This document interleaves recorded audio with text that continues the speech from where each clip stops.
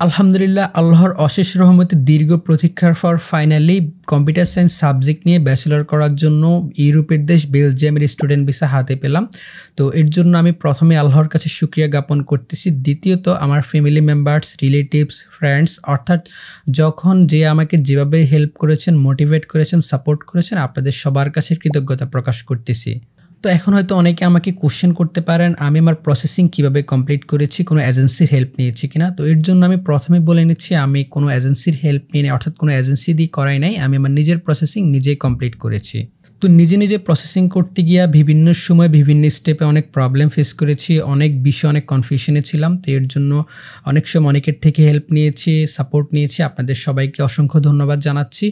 আর নিজে নিজে করতে গিয়া নিজের কিছুটা হলো এই বিষয়ে এক্সপিরিয়েন্স হয়েছে। ইনশাল্লাহ আমি আমার অভিজ্ঞতা আপনাদের সাথে শেয়ার করব, বাট এই ভিডিওতে আমি ডিটেলস কিছু আলোচনা করব না, কারণ আমার ভিডিও কোয়ালিটি তেমন একটা ভালো হচ্ছে না। কারণ আমি আগে যে আমার ডিএসএলআর ক্যামেরা দিয়ে ভিডিও শ্যুট করতাম, ভিসা প্রসেসিংয়ের লাস্ট মোমেন্টে এসে কিছু টাকা শর্ট হওয়াতে আমার সেই শখের ডিএসএলআর ক্যামেরা আমাকে সেল দিয়ে দিতে হয়েছে, যার কারণে আমাকে এখন আমার মোবাইল দিয়ে ভিডিও শ্যুট করতে হচ্ছে। বাট মোবাইলের ভিডিও কোয়ালিটি অতটা ভালো হচ্ছে না। আর শুধু আসলে আমার ডিএসএলআর ক্যামেরা নয়, আমার সিলভার প্লে বাটন প্রাপ্ত ইউটিউব চ্যানেলও আমাকে সেল দিতে হয়েছে কিছু টাকা শর্ট হওয়ার জন্য।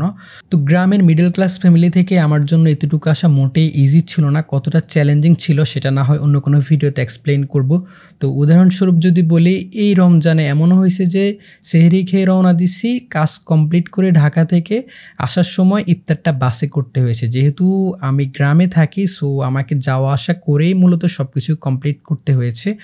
আর যখন একাধিক দিন থাকতে হয়েছিল তখন আমি আমার ফ্রেন্ডের বাসায় থাকতাম, সেও আমাকে যথেষ্ট হেল্প করেছে, তাকেও অসংখ্য ধন্যবাদ জানাচ্ছি। তো যাই হোক, আমি মূলত সেপ্টেম্বর ইনটেকে বিভিন্ন দিক বিবেচনা করে আমার সুযোগ সুবিধা অনুযায়ী বেলজিয়াম এবং নেদারল্যান্ড সিলেক্ট করি এবং দুইটা দেশের দুইটা ইউনিভার্সিটিতে অ্যাপ্লাই করি এবং দুইটা থেকে অফার লেটার পাই। তো নেদারল্যান্ডসের ভিসা প্রসেসিং সহজ থাকলেও সুযোগ সুবিধার বিবেচনা করলে আমার জন্য বেলজিয়াম বেস্ট ছিল। কিন্তু প্রবলেম হচ্ছিল যে বেলজিয়ামের অ্যাম্বাসি বাংলাদেশে ছিল না, অর্থাৎ বেলজিয়ামের ভিসার জন্য নর্মালি ইন্ডিয়া যাওয়া লাগতো, যেটা অনেক বড় একটা প্রবলেম ছিল। তো ইউনিভার্সিটিতে অ্যাপ্লাই করা থেকে শুরু করে ভিসা পাওয়া পর্যন্ত আমাকে কোথায় কোন স্টেপ ফলো করতে হয়েছে সেগুলো যদি আমি এখন একটা একটা করে এক্সপ্লেন করতে যাই তাহলে ভিডিওটা অনেক লং হয়ে যাবে।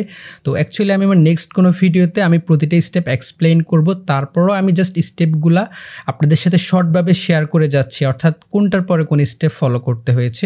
আর এটা শুধুমাত্র বেলজিয়ামের জন্য না, আপনি ইউরোপ, আমেরিকার বা কানাডার যেই দেশে অ্যাপ্লাই করেন না কেন মোটামুটি সেম প্রসেস, অর্থাৎ সেম স্টেপগুলো ফলো করতে হয়তো একটু এদিক সেদিক হয়।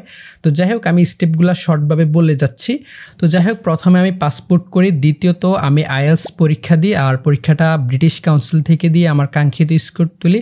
আর তৃতীয়ত হচ্ছে আমার একাডেমিক সার্টিফিকেট, ট্রান্সক্রিপ্ট, এগুলোকে প্রথমে আমাকে যে এডুকেশন বোর্ড থেকে অ্যাটাস্টেশন করতে হয়, তারপর এগুলোকে হচ্ছে এডুকেশন মিনিস্ট্রি, দেন হচ্ছে ফরেন মিনিস্ট্রি থেকে অ্যাটাস্টেশন কমপ্লিট করতে হয়।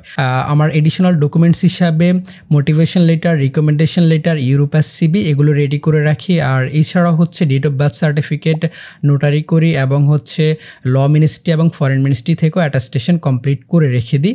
তো সমস্ত ডকুমেন্টস রেডি করে ইউনিভার্সিটির রিকোয়ারমেন্টস অনুযায়ী ইউনিভার্সিটির ওয়েবসাইট থেকে অনলাইনে অ্যাপ্লিকেশন করে দিই, দেন অফার লেটার পাই। তো অফার লেটারের সাথেই মূলত বাকি প্রসেস কীভাবে কী করতে হবে সেটা ইউনিভার্সিটি জানিয়ে দেয় ইমেলের মাধ্যমে, যেমন হচ্ছে ব্লক অ্যাকাউন্টের জন্য কিভাবে কি করতে হবে, কোথায় পাঠাতে হবে, কিংবা স্পন্সরশিপ দেখানোর জন্য কিভাবে কি করতে হবে। তো অ্যাকচুয়ালি আমি 2-1 মিনিটে এগুলো শেয়ার করতে পারবো না, আমি বেলজিয়ামে যাওয়ার পর step by step video make করব, তখন আমি ডিটেলস শেয়ার করব। অফার লেটার পাওয়ার পর হচ্ছে ভিসা অ্যাপ্লিকেশন প্রসেস। ভিসা অ্যাপ্লিকেশনের জন্য আমাকে আবার পুলিশ ক্লিয়ারেন্স করতে হয় এবং আমার যে একাডেমিক যত সার্টিফিকেট আছে, সার্টিফিকেট, ট্রান্সক্রিপ্ট এবং পুলিশ ক্লিয়ারেন্স, সেগুলোকে আবার এম্বাসি থেকে লিগ্যালাইজ করতে হয়। তো এটা সব দেশের জন্য আবার লাগে না, কিন্তু বেলজিয়ামের জন্য এই এম্বাসি লিগ্যালাইজেশনটা এটা মাস্ট, এটা করতে হবে।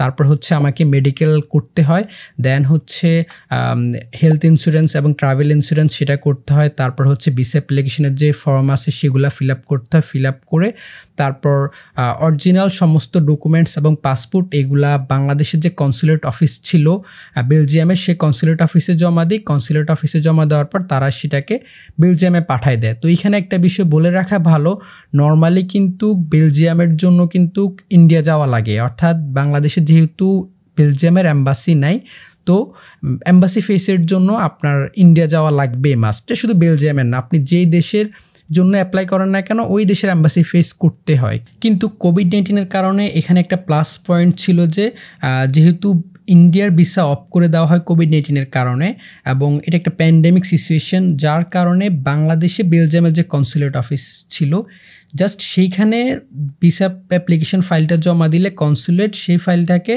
ডিএসএল করে ইন্ডিয়া পাঠাই দিত, এবং ভিসা ইন্টারভিউ যে এক্সামটা সেই এক্সামটা বাংলাদেশের কনসুলেট অফিসে হইতো, অর্থাৎ ইন্ডিয়া যাওয়া লাগতো। এটা শুধুমাত্র কোভিড-19 কারণে এই সুযোগটা করে দিয়েছিল বেলজিয়াম এম্বাসি। তো সেটা ছিল লাস্ট 2 ইনটেকের জন্য, 2বার ছিল। কিন্তু আমরা যখন সেপ্টেম্বরে অ্যাপ্লাই করি তখন কিন্তু এটা 50-50 ছিল। কনসুলেট থেকে আমাদেরকে বলেছিল যে এম্বাসি যদি ডিসিশন চেঞ্জ করে তাহলে আমাদেরকে ইন্ডিয়া মাস্ট যাইতেই হবে। তো পার্সোনালি আমি ভয়ে ছিলাম, যেহেতু কোভিড-19 সিচুয়েশন ইমপ্রুভ হওয়া শুরু করছে, ইন্ডিয়া ভিসা চালু করে দিছে, তো তার মানে বেলজিয়াম যে কোনো সময় তাদের ডিসিশন চেঞ্জ করতে পারে। ডিসিশন চেঞ্জ করা মানে ভিসা প্রসেসিংয়ের জন্য আমাদের ইন্ডিয়া যাইতে হবে, এবং ইন্ডিয়া মিনিমাম 10-15 দিন কিংবা তার বেশি ইন্ডিয়াতে স্টে করতে হবে ভিসা ইন্টারভিউর জন্য, যেটা অনেক বড় একটা ঝামেলাকর ছিল আমার জন্য। তো পার্সোনালি আমি খুবই ভয়ে ছিলাম এবং ডিপ্রেশনে ছিলাম, কারণ যে কোনো সময় ডিসিশন চেঞ্জ হইতে পারে। তো যাই হোক, আল্লাহর অশেষ রহমতে আমাদের ইন্ডিয়া যাওয়া লাগে নাই, অর্থাৎ আমরা বেলজিয়ামের যে কনসুলেট অফিস বাংলাদেশে ছিল সেখানে ফাইল সাবমিট করি, তারা সেটাকে ডিএসএল করে ইন্ডিয়াতে পাঠায়। আর ভিসা ইন্টারভিউ যে এক্সামটা সেই কোশ্চেনারি এক্সামটা আমরা বাংলাদেশের যে কনসুলেট অফিস আছে বেলজিয়ামের সেখানে আমরা দিয়ে দিই। তো যাই হোক, আমি আসলে 2-3 মিনিটেই সব ডিটেলস আপনাদের সাথে শেয়ার করতে পারবো না, আমি আমার নেক্সট ভিডিওতে স্টেপ বাই স্টেপ আপনাদের সাথে আমি শেয়ার করব। তো যাই হোক, ইনশাল্লাহ আমি শীঘ্রই অ্যাপ্লাই করব বেলজিয়ামে। তো যাওয়ার পর আমি step by step video make করব। তো সবাই আমার জন্য দোয়া করবেন যাতে আমি সুস্থভাবে অ্যাপ্লাই করতে পারি। সে পর্যন্ত সবাই ভালো থাকবেন। আল্লাহ হাফেজ।